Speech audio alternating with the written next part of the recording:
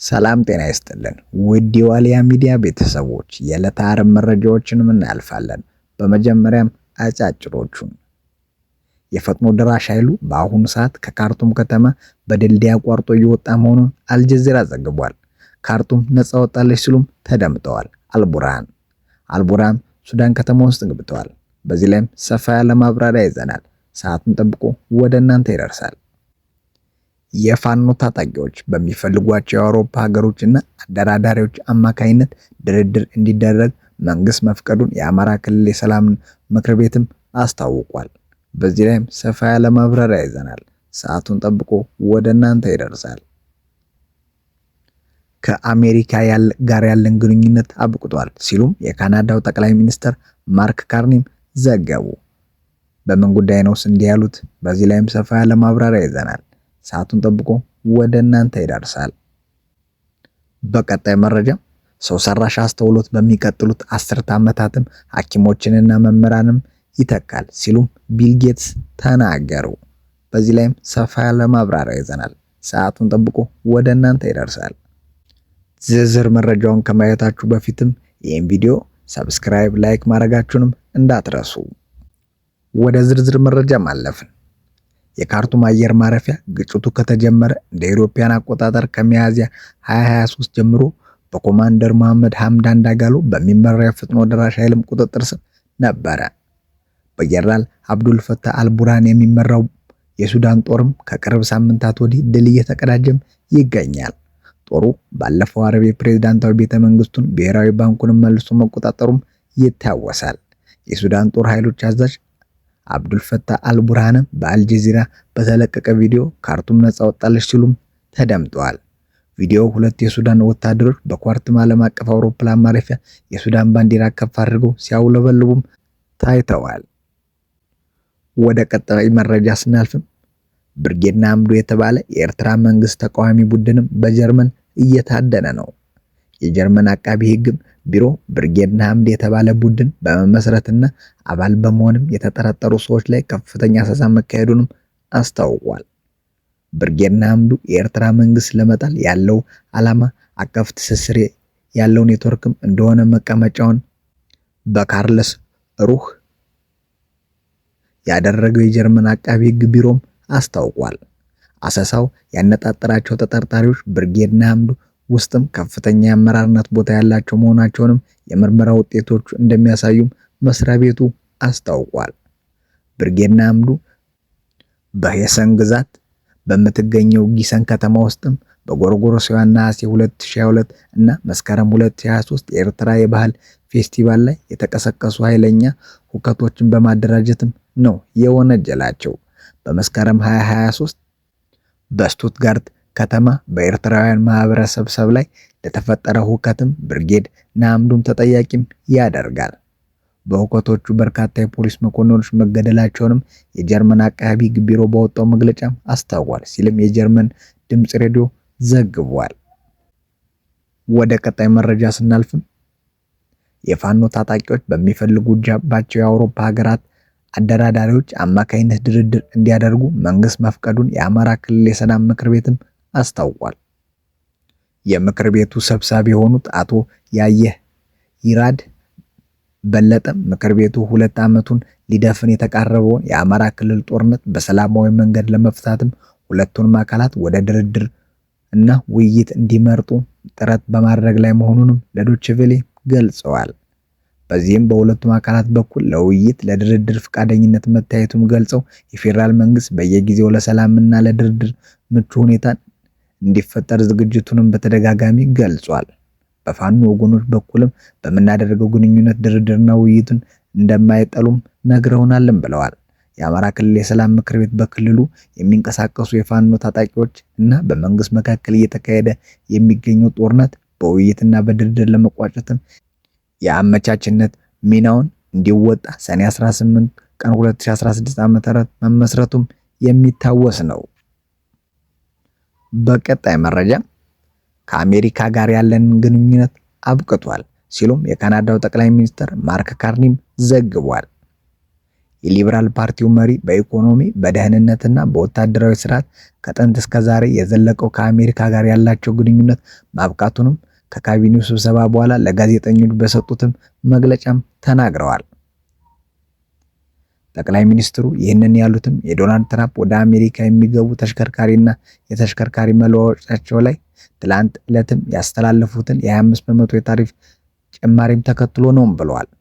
ካናዳ አሜሪካ ከፈረንጆች 1965 አነስቶ በተሽከርካሪዎች ዙሪያ የሰሩት ውልም እንደነበረም አስታውሰው አሁን ግን በታሪፍ ጭማሪው ምክንያትም አብቅቷልም ብለዋል።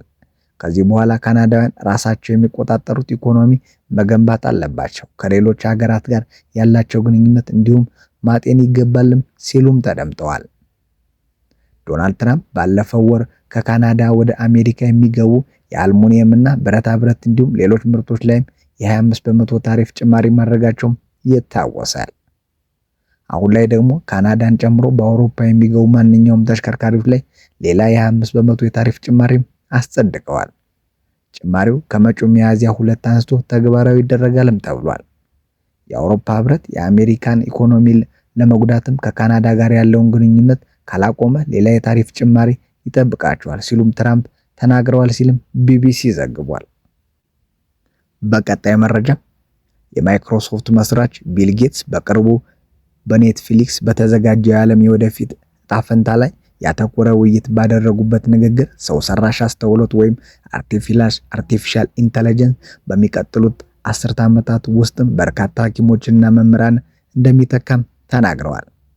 ቢል ጌትስ ሰው ሰራሽ አስተውሎት በከፍተኛ ፍጥነት እያደገ በመምጣቱ ብዙ የሰው ስራ መስኮች የሰው ሚና እየቀነሰ እንደሚሄድና ዓለም ወደ አዲስ ምዕራፍ እየተሸጋገረች እንደሆነም አመላክተዋል። በተለይም ሐኪሞችንና መምህራን በምሳሌነት በመጥቀስም እነዚህን ሙያዎች ሰው ሰራሽ አስተውሎት እንደሚተካቸውም ተንብየዋል። ቢል ጌትስ ሰው ሰራሽ አስተውሎት ለሰው ልጅ ፈታኝ የሆኑትን ጉዳዮችን፣ በሽታዎችን፣ የአየር ንብረት ለውጥንና ጥራት ያለው ትምህርት ለማቅረብ ትልቅ ጠቀሜታ እንዳለውም ያምናሉ። ቢል ጌትስ ከ10 ዓመት በፊትም በሰው ሰራሽ አስተውሎት ዘርፍ ላይ ትልቅ ተስፋ እንዳላቸው መናገራቸውንም አስታውሰዋል።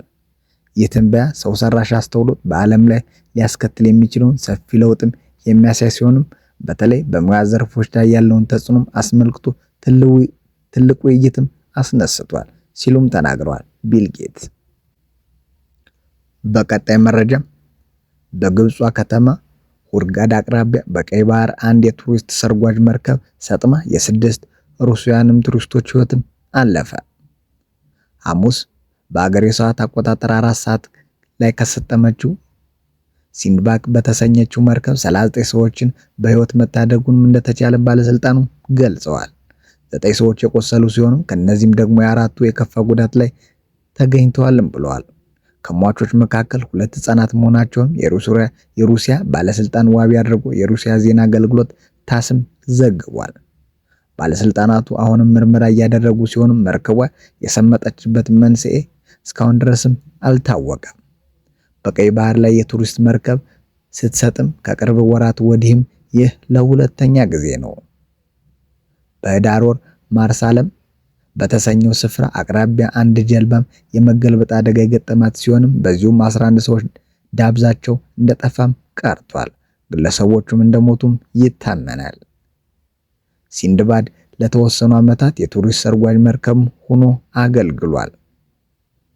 በሁርጋድ የባህር ዳርቻ አቅራቢያ ያሉ የውሃ ስነ ምህዳሮች ወይም የኮራል ሪፍ ማየትም የሚፈልጉ ጎብኚዎችን እንደሚወስዱ የሲንድባድ ሰርጓጅ መርከቦችም አስታውቀዋል።